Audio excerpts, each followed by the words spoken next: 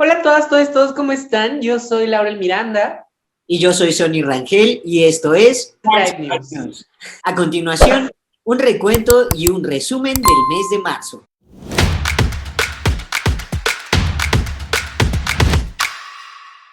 Sí, pues marzo fue un mes sumamente pesado en lo que respecta a los temas que tienen que ver con la población trans. Y ya decíamos, Sony, que bueno, pues marzo fue tan pesado que inició incluso antes, ¿no? Con pintas transfóbicas que vimos en el Estado de México por parte de colectivas que estaban y están aún en contra de la aprobación de la ley de identidad de género. Yo recuerdo que en aquellas fechas comenzaron a no solamente colocar pintas, sino también a hacer llamados para que las manifestaciones en conmemoración del 8 de marzo se realizaran en contra de este presunto borrado de mujeres.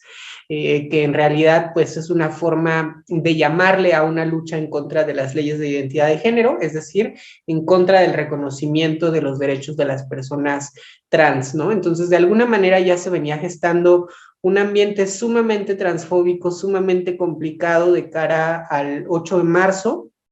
no solamente en el Estado de México, sino también en Puebla, donde pues estaba al calor de la discusión el tema de la ley Agnes, y fue así que llegamos a marzo, y finalmente pues por ahí ya nos estamos encontrando con el 8M, ¿no? Así es, ahí me gustaría que nos platicaras tu vivencia dentro de la marcha, pero antes también quiero aprovechar el espacio para compartir que recibimos una invitación para participar en un evento en torno al feminismo interseccional unas horas antes de la marcha, justamente para hacer un comunicado.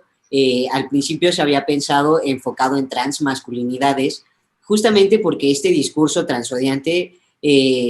tiende a biologizar las experiencias, ¿no? Y menciona que las mujeres trans no pueden participar de los eventos feministas o de la marcha del 8 de marzo por cuestiones biológicas, pero también estos tipos de discurso invisibilizan las experiencias transmasculinas. Así que el comunicado que lanzamos en ese evento previo a la marcha iba un poco en torno a esta visibilidad que también merece la comunidad transmasculina en eventos feministas, pero también hicimos este comunicado en torno a, bueno, para llamar la atención de la comunidad trans a que nos unamos como comunidad, que hagamos equipo y justamente parte en esta reflexión sobre el feminismo interseccional. Entonces, pues solo quería mencionar que participamos de esta manera, dejamos muy en claro que no buscábamos robar protagonismo en un evento, en un día que sabemos que es conmemorativo a las mujeres y en torno a las mujeres, solo fue atender esta invitación y que dimos una participación por parte de nuestro proyecto, pero ahora quisiera saber que tú me contaras cómo lo viviste en la marcha y dónde viste en práctica este feminismo interseccional y estos discursos de odio que parece que solo se dan en redes sociales, pero que se ve también en las calles en movimientos como la marcha del 8 de marzo. Sí, pues para mí este 8 de marzo fue bastante peculiar, no solamente porque es mi primer 8 de marzo que me vivo como una mujer trans, sino también porque con todos los acontecimientos recientes, es decir, con la despublicación de mis textos, con la ola de ataques que tuve en redes sociales, había algunas voces de compañeras trans que me decían que pues tal vez lo más recomendable para mí era no marchar, no exponerme como a un posible ataque. Sin embargo, para mí sí era muy importante salir a manifestarme, salir a alzar mi voz, precisamente en contra de la transfobia, ¿no? Precisamente por, pues hasta cierto punto, los ataques de censura que había vivido en las últimas semanas. Afortunadamente, pues como cada año, este 8 de marzo también contó con un contingente transfeminista de trabajadoras sexuales que fue ahí en el que logré unirme, logré hacer compañía con mis compañeras, con mis hermanas trans, también con mujeres cisaliadas que por supuesto creen en el transfeminismo,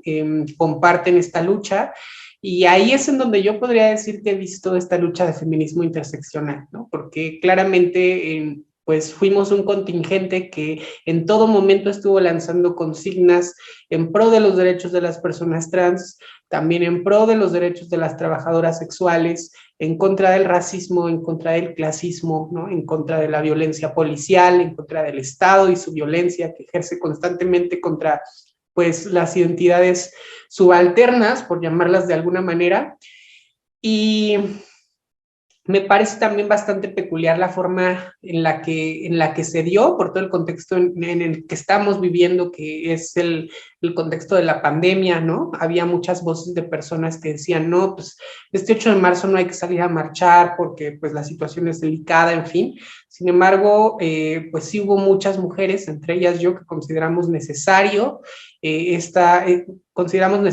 esta manifestación y así la vivimos, ¿no? También con mucha responsabilidad, porque lo que sí me queda claro es que todo el mundo llevaba su cubrebocas. Por supuesto, no podemos dejar de lado también la violencia que se vivió, pero no solamente por parte de las autoridades, no solamente por parte del Estado en un intento de reprimir la manifestación, empezando con estas vallas inmensas que colocaron para proteger las instalaciones de Palacio Nacional, ¿no? Que se dio desde días antes y que por supuesto estas vallas terminaron convirtiéndose en un mural, ¿no? Pues de alguna manera de homenaje, de recordar a las víctimas que han sido asesinadas por esta violencia machista. No solamente existió esa violencia durante el 8M, sino que además también es necesario hablar de la violencia transfóbica porque pues esa casi no fue retratada o no fue narrada en los medios de comunicación, ¿no? Es decir, hubo pintas, hubo por supuesto contingentes de feministas radicales trans excluyentes que constantemente hacían pintas en contra de las personas trans o que sí se encontraban con algunas pintas en favor del transfeminismo, las rayaban y colocaban a un lado frases como pues trans no, en fin, ¿no? Este tipo de situaciones. Y ya llegando una vez al Zócalo de la Ciudad de México, sí hubo un conato de enfrentamiento, hubo un punto en el que nos encontramos el contingente transfeminista y de trabajadoras sexuales con este contingente de feministas radicales trans excluyentes, y pues desafortunadamente sí se vivió un momento bastante tenso que afortunadamente pues no pasó a mayores, es decir, no pasó como a violencia física contundente, pero pues creo que ni siquiera debió haberse dado ese conato de enfrentamiento. Pues a grandes rasgos yo lo vivo de esa forma, aquel 8 de marzo que tiene, pues que no está tampoco tan lejos, 4 semanas, pero también algo que me gustaría rescatar es la forma en la que en redes sociales, pues, vaya, se generó toda una discusión alrededor de la transfobia, creo yo, justamente por pues todas las pintas que estuvimos viendo semanas atrás, la forma en la que de alguna manera pues también las poblaciones trans nos movilizamos, alzamos la voz, eh, visibilizamos el tema en redes, en espacios de medios de comunicación, y eso de alguna forma repercutió para que la sociedad en general pues le pusiera un poco más de atención. Esto por supuesto pues es apenas un primer paso para poder continuar con la discusión del tema, para continuar con la lucha en contra de la transfobia, pero pues así es que lo viví y afortunadamente también pues no solamente se dio la marcha, sino que por ahí también hubo algunas otras situaciones, actividades en favor de las personas trans con las intervenciones de las calles. ¿Nos gustaría contar un poquito de eso, Somi? Sí, a mí me parece que, como mencionas, si bien la marcha detonó detonó esta amplificación del discurso de odio en contra de nuestra población, también hubo gente aliada y personas trans que dieron su grano de arena, un gran grano de arena a la visibilidad, y algo que nos gustaría mencionar fue justamente esta intervención de cambiarle nombres a algunas calles de la ciudad con el nombre de mujeres víctimas de la violencia misógina, pero también nombres de compañeras trans que están haciendo una gran labor en la lucha por los derechos de nuestra comunidad y los derechos para todas las personas por igual. A mí me llenó de mucha emoción ver este tipo de acto de resistencia, de alzar la voz, de visibilizar, porque también recordemos que marzo es el mes de la visibilidad trans. En noviembre conmemoramos a las personas que ya no están con nosotros y que dieron la vida en una lucha en la que nosotros continuamos ahora, y marzo pues justamente es visibilizar a quienes aquí estamos, y creo que esa manera de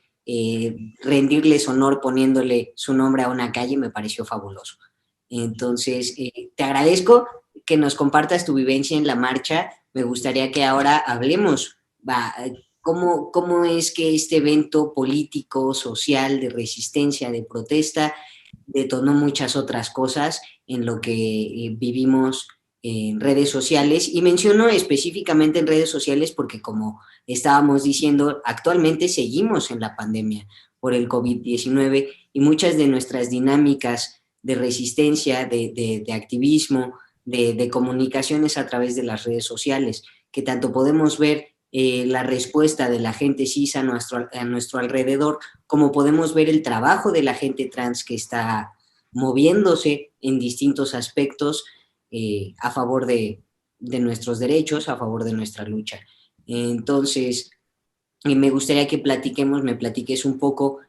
sobre los discursos de odio que viste que se empezaron a generar o que retomaron fuerza a partir de los movimientos del 8 de marzo. Sí, pues creo que vimos una subida de los discursos de odio en redes sociales, ¿no? Por parte sobre todo de esta ala del feminismo radical trans excluyente, que a veces parece tener muchos puntos en común con ciertos grupos conservadores, con ciertos grupos religiosos, pero afortunadamente creo que encontramos un muy buen ejercicio de contranarrativas por parte de muchísimas figuras de la comunidad trans que han estado alzando su voz desde hace tiempo, pero particularmente este mes de marzo se pudo ver de una manera muy contundente, ¿no? En donde de alguna manera estuvimos pues contrarrestando todas esas narrativas biologicistas, esencialistas, antiderechos, y que permitió abrir la conversación hacia un sector más amplio de la sociedad. A mí me llamó muchísimo la atención el cómo entre mis amigues que son cisgénero, pues se sorprendieron muchísimo de percatar, de casi en esta ocasión sí palpar toda la transfobia que impera en la sociedad mexicana, porque hasta antes de estos meses consideraban que la transfobia...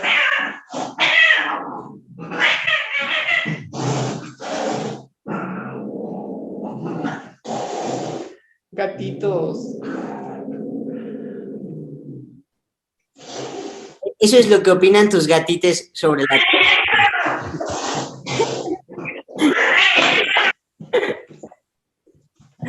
Listo. Ejemplo, bueno, y como te decía mi queridísimo Tony,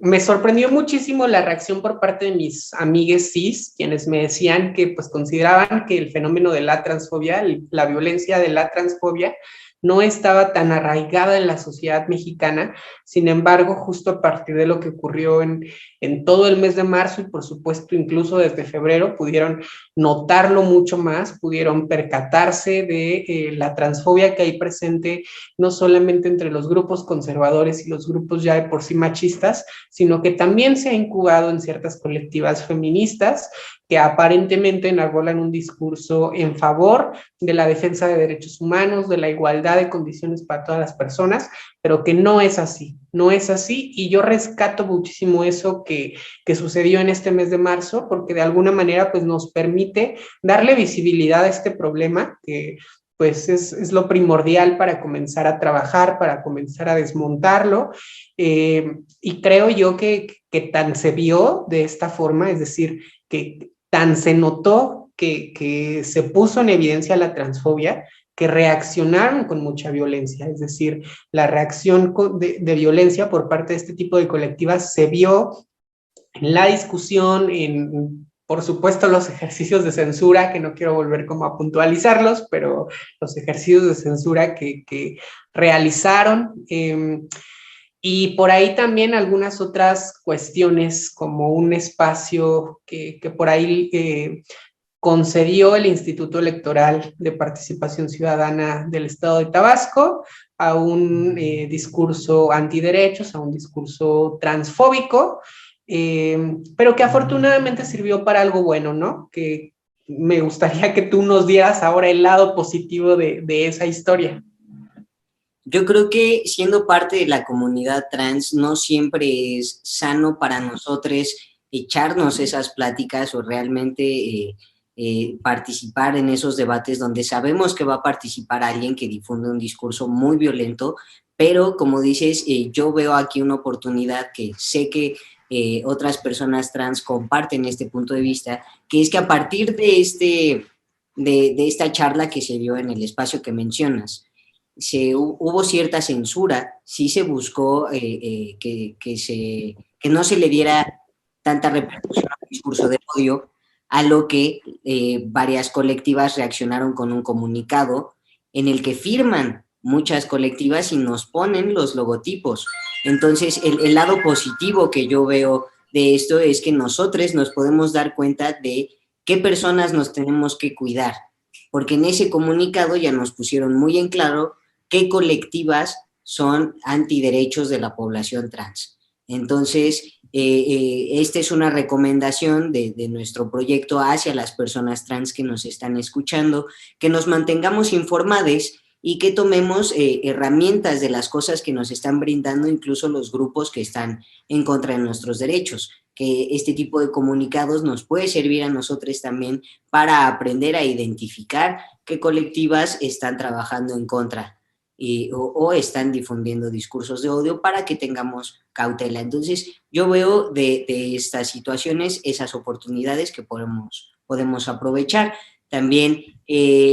aunque hubo, bueno, perdón, no sé si querías retomar en este punto.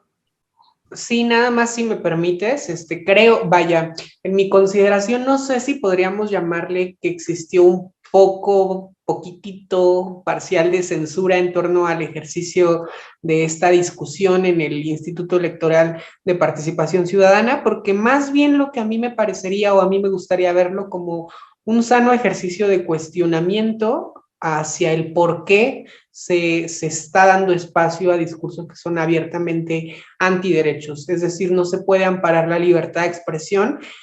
mejor dicho, no se pueden amparar este tipo de discursos de odio, este tipo de discursos antiderechos en la libertad de expresión, porque recordémoslo, la libertad de expresión no puede ser absoluta en el momento en el que atenta contra derechos de terceras personas y particularmente de grupos vulnerados, es cuando se le tiene que marcar un límite, y creo yo que justamente eso es lo que se hizo por parte de la población trans, decirle en este caso a esta institución, hey, ¿qué está pasando? ¿Qué estás haciendo? Porque además estás dando oportunidad de que este mensaje llegue a muchas personas por medio de un canal que es oficial, que es institucional. Entonces, cuidado, aguas ahí, pero por supuesto al final del día quedarnos con esto que tú bien comentas, que es el hecho de que se lanza un comunicado en donde podemos constatar cuáles son los grupos que son antiderechos, de qué grupos nos tenemos, pues sí, hasta cierto punto que cuidar, que proteger, ¿no?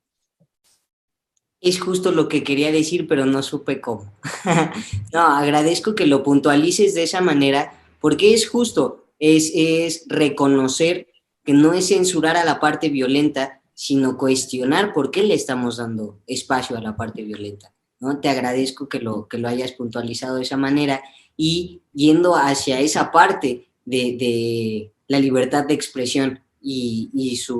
los peligros que puede tener que utilicen ese argumento y retomando las pintas que se dieron en febrero en el estado de Puebla de grupos en contra del que se aprobara la ley Agnes. Afortunadamente el 19 de febrero esta ley pasó a pleno para ser el 25 de febrero finalmente aprobada, lo que significa que Puebla se vuelve otro de los estados de la República Mexicana donde la comunidad trans puede acceder al reconocimiento de su identidad a través de documentos oficiales. Claro, Sony, justo es muy importante este antecedente que comentas de febrero porque la lucha en favor de las leyes de identidad ha continuado durante todo marzo, particularmente en el Estado de México. Es decir, hubo un plantón por parte de mujeres trans que estaban exigiendo ya la discusión en el Pleno de esta ley de identidad de género, porque, bueno, el dictamen ya había sido aprobado, pero estaba congelado de alguna manera, ¿no? Nos volvemos a encontrar acá con una violencia transfóbica bastante fuerte, bastante peligrosa, porque a la par del plantón de mujeres trans también se manifestaron mujeres cisgénero en contra de la aprobación de esta ley, ¿no? Y claramente yo sé, yo respeto que todo el mundo tiene derecho a una libre manifestación, pero al igual que ocurre con la libertad de expresión, no podemos olvidarnos que las manifestaciones tienen que ser en defensa de derechos, no en contra de los derechos de otras poblaciones, como ocurrió en este caso en particular, y peor aún cuando hubo amedrentamientos muy particulares. Encontramos testimonios de mujeres trans que aseguran que fueron amedrentadas con bats de béisbol envueltos en púas, ¿no? Por parte de este grupo antiderechos, que me parece realmente lamentable. Y vemos que estos ejercicios, además, se vieron replicados en redes sociales, ¿no? No solamente estamos hablando de espacios como Instagram o Twitter, sino también en TikTok, con pues algunos pronunciamientos bastante fascistas, bastante violentos verbalmente, ¿no? En donde se señalan cosas tan absurdas como que el feminismo fue creado para hembras humanas pensantes, y vaya, ya en el momento en el que alguien escucha algo así, pues sabes, por supuesto, que no vas a encontrar un argumento sólido, sino simple y llanamente un discurso de odio, un discurso fascista, pero afortunadamente no todo lo que ocurrió en marzo fue negativo. Por ahí encontramos unos ejercicios muy interesantes también de publicaciones por parte de la comunidad trans, que tú los tienes mucho más frescos que yo, ¿no es así? Más bien los tengo apuntados aquí mismo. Súper, me encanta. Antes de comentar sobre las publicaciones, quería retomar que justamente nosotros podemos ver que estos discursos de odio parecen ser gestados y nada más comunicados en las redes sociales. Pero en otras cápsulas de Trans Pride News habíamos mencionado ya cómo están ligados los discursos de odio en Inglaterra, en España, cómo se viven en México también. Y es que en España, el 17 de marzo, se hizo también una huelga de hambre de parte de mujeres trans para exigir que se pase ya al Congreso de Diputados para aprobar la ley de identidad, porque como también hemos mencionado en otras ocasiones, y hay que seguir mencionando, el discurso transfóbico en España está tomando mucha fuerza y son justamente sus dirigentes las que están trayendo estas ideas que están siendo aceptadas también en nuevos grupos aquí en México. Entonces, que retomemos cómo siguen estando ligadas estas participaciones transfóbicas en medios tanto en México como en Europa, como en Latinoamérica y en otros lados del mundo, que no es casual que esta ola de odio se esté dando en unos lugares porque se está dando en otros lados. Y como bien dices, también hay una respuesta de parte de la comunidad trans, que afortunadamente ya tenemos más espacio en lugares académicos para poder generar nuestros propios conocimientos y compartir nuestra información desde nosotros, para nosotros, como lo es el artículo que se publicó en Histeria Revista de Lucas Platero sobre qué es lo queer en la educación queer. Entonces, un texto en el que podemos dar cuenta de cómo la teoría queer nos puede ayudar en el ámbito educativo. Hablabas también de los peligros del discurso biologicista en los movimientos antiderechos y tenemos la respuesta de Lea Muñoz en la plática que dio de perspectivas feministas sobre la biología para la Universidad Autónoma de la Ciudad de México. Tenemos también la participación de Lía García en el Washington Post sobre un cuestionamiento sobre los feminismos antiderechos. Y hablando de feminismos antiderechos, el Centro de Política Exterior Feminista de Alemania y el gobierno de Finlandia publicaron también un estudio comparativo de varios países sobre los movimientos antiderechos en contra de las mujeres y de la población LGBTI. Entonces, con esto también podemos dar cuenta de cómo ya hay organizaciones, incluso gubernamentales, que están estudiando por qué vuelven estos discursos antiderechos cuando ya los habíamos visto en la historia humana en movimientos como la población antiderechos de afrodescendientes, de personas judías, etcétera, etcétera, etcétera. No es nuevo que en la humanidad haya movimientos que busquen limitar los derechos de otras personas. Ahora lo que tenemos que hacer es, como en otras épocas, estudiarlo y buscar herramientas con las que podamos avanzar a favor de los derechos de todas las personas por igual. De acuerdo, y también importante pues valorar, poner también sobre la mesa el tema de que pues también hubo medios que se sumaron a un 8 de marzo a conmemorarlo de una forma diversa, como tan diversas son las formas de ser mujer, ¿no? Estoy pensando justamente en esta revista de la Ciudad de México, que es Chilango, que en este mes de marzo se llamó Chilanga, justamente en honor al 8 de marzo, y en el que se permitió la voz no solamente de mujeres cisgéneros, sino también, por supuesto, de mujeres trans, porque como ya decíamos hace un momento, formas de ser mujer hay muchísimas y a todas hay que escucharlas, ¿no? Entonces, pues simplemente mencionar ese ejercicio que también me pareció valioso y...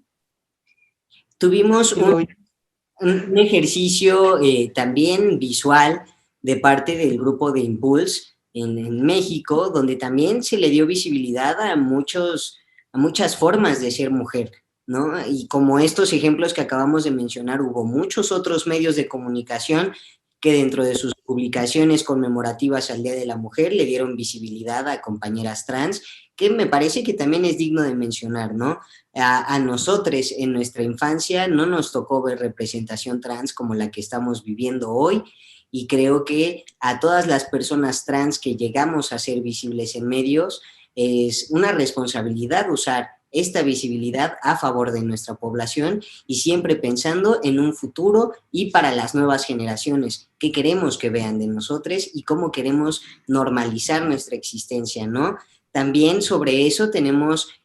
hoy es lunes 29 de marzo y próximamente se va a hacer la presentación del libro Memoria, Súmate, sobre infancias trans en México, en la que también participan tanto Tania Morales, que es madre de un joven trans que ha luchado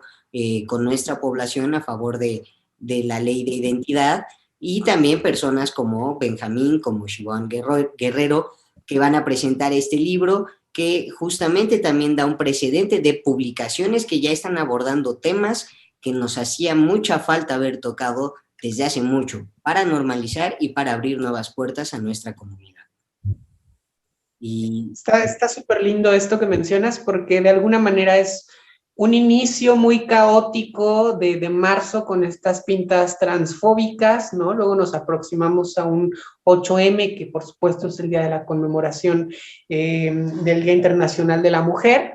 y de alguna manera, pues, la comunidad trans logra alzar su voz, logra manifestarse, ¿no? Vemos también la lucha de las compañeras del Estado de México por la aprobación de la Ley de Identidad de Género, que bueno, pues desafortunadamente pasaron la discusión para julio, pero ahí sigue la lucha. Y también, de alguna manera, pues esta situación que ocurrió ahí en marzo en el Estado de México permite ver la forma en que el Frente Nacional por la Familia, este grupo abiertamente antiderechos y conservador, pues le manifestó su apoyo a las mujeres cisgénero transfóbicas, antiderechos, que se estaban manifestando en contra de este derecho tan básico para las poblaciones trans, ¿no? Pero bueno, pues después de toda esta, de alguna manera, tormenta, estamos llegando a un fin de marzo que tiene que ver con la presentación del libro que acabas de comentar, que por supuesto pone en alto la generación de contenido por parte de las poblaciones trans. Y lo más relevante es que además vamos a cerrar con un día que es sumamente valioso, que es sumamente importante mencionar y hablar de él, que es el 31 de marzo, que como ustedes sabrán, pues es el Día de la Visibilidad Trans. ¿Por qué es tan importante este día, Sonia? Pues yo creo que justamente por lo que acabamos de decir, así como muchos de nosotros crecimos sin visibilidad de nuestra comunidad, no teníamos el vocabulario, no teníamos las herramientas para describir nuestro sentimiento, no sabíamos cómo describir esa tristeza, esa frustración, esa furia. Hablemos de furia también. Hablemos en este 31 de marzo de la furia que tenemos al ser parte de una comunidad que ha sido invisibilizada, que ha sido reprimida, que ha sido mermada a través de distintas dinámicas de opresión. Es momento de contar nuestras historias, pero también no solo las trágicas, contemos nuestras victorias también, porque así podemos darle un ejemplo a las nuevas generaciones de lo que hemos logrado utilizando nuestra furia y nuestra rabia como una herramienta de resistencia y de protesta, pero también, como hablábamos en nuestra emisión anterior sobre la ternura radical, mostrar nuevas herramientas de lucha para seguir abonando. La visibilidad es importante porque así normalizamos que estamos en todos los espacios y que como personas trans también generamos conocimiento, también aportamos a los debates, a las discusiones de igualdad social, de libertad en general, y visibilizar que hay historias de éxito, que hay historias con mucho gozo, visibilizar que más que disforia estamos en búsqueda de una euforia de género y que la podemos alcanzar gracias a la información y a la comunidad. Esa sería, pues, mi recomendación, mi llamado a quienes nos están viendo ahorita, que utilicen sus plataformas para celebrar este 31 de marzo. ¿Tú qué les dirías, Lau? Pues yo creo que, digo, no quisiera ser reiterativa, todo esto que tú comentas es súper importante, pero la visibilidad a mí de alguna manera me lleva a pensar en, pues, colocar referentes en la discusión pública, en las conversaciones familiares, en las conversaciones en el círculo laboral, de amigos, amigas, amigues, porque pues claramente a las personas trans a veces se nos cuestiona el por qué salimos del closet a determinada edad, ya sea a los 15, 16, 18, 20, 30, como fue mi caso, pero a veces pasa, ¿no? A veces pasa que salimos tan tarde, entre comillas lo pongo, tan tarde del closet, porque justamente no teníamos los referentes y no sabíamos qué era lo que estábamos sintiendo o qué era lo que estábamos atravesando. Y el hecho de que algunas personas tengamos la oportunidad de hacernos visibles, de alzar la voz en espacios como los medios de comunicación o como redes sociales, por supuesto también va a abonar a que tengamos una sociedad más inclusiva, una sociedad más abierta hacia las poblaciones trans y que además también las personas trans que pues son infancias o adolescencias se sientan cobijadas y se sientan identificadas con las historias que de pronto nosotros, nosotras, nosotres estemos compartiendo, y en ese sentido me sumo a tu invitación para que igual y no necesariamente tienen que compartirnos una novela o un libro acerca de su experiencia, pero por supuesto pueden darnos unos pequeños highlights con ahí algunas frases, algunos episodios, una foto hermosa que recuerden con mucho cariño, y es justamente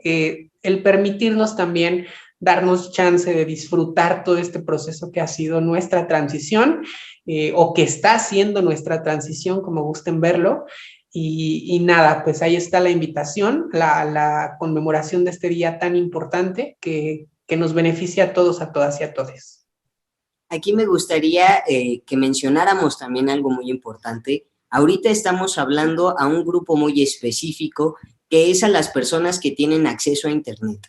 Y eso también nos limita, porque tomemos en cuenta que nuestra comunidad trans es una comunidad muy marginada y que por lo tanto no todas las personas trans tienen acceso a Internet, y eso significa que no tienen acceso a los conocimientos a los que nosotros les estamos invitando a que accedan. Entonces, esta es una invitación a todas las personas trans que tienen acceso a Internet y que están informándose con estos contenidos y que están ayudándose a crecer. Tomemos como responsabilidad también compartir estos conocimientos con la gente que no tiene las mismas posibilidades que nosotros. Y eso también es dar visibilidad. También es dar visibilidad a las historias de esas personas que no están en Instagram, que no están en YouTube, que no están en TikTok, que no están en Twitter, pero que tienen muchas cosas que compartir y muchas herramientas que brindar para que nuestra comunidad se fortalezca. Eso también es visibilidad y hay que tenerlo muy en cuenta. hablando también sobre herramientas que ahora tenemos, que antes no teníamos. Este es un breve comercial sobre un evento que habrá el 10 de abril, organizado por Trans Pride World, para las personas que se acaban de descubrir trans. Si aún no sabes cómo comunicarlo a las personas que quieren, vamos a armar un grupo terapéutico para tocar este tema. Este grupo tendrá un costo de inscripción de 50 pesos, con un costo de 100 pesos por sesión, son 5 sesiones, y menciono el costo porque será impartido por una terapeuta trans, que es Tony Mejía, parte del proyecto de Casa de los Afectos. Y como ustedes saben, en este proyecto de Trans Pride World, nos gusta remunerar lo justo a las personas que están dando su tiempo y su profesionalidad para aportar a la población trans. Así que en este caso, este grupo terapéutico tiene un costo para remunerar a la profesional que nos va a estar guiando en un tema tan importante como lo es iniciar nuestra transición. Si quieren más información, pueden preguntarnos a través de la línea de atención de WhatsApp, de la que quiero que Lau nos hable un poquito más. Sí, pues justamente en la línea trans de Trans Pride World también podrán encontrar información al respecto de especialistas, y particularmente en este momento me gustaría hablarles de la doctora Daniela Muñoz, quien les puede brindar una asesoría si están a punto de iniciar con su tratamiento de reemplazamiento hormonal, ya sea feminizante, masculinizante o para personas no binarias, que eso también es muy bello. Y por supuesto también si requieren atención terapéutica, les podemos facilitar el contacto y canalizarles con la terapeuta Tony Mejía, que como ya comentaba Sony, pertenece o forma parte de los esfuerzos de la Casa de los Afectos. Y bueno, pues también acá en Trans Pride World nos importa el bienestar en todos los aspectos de su salud, así que también les podremos facilitar información sobre algunos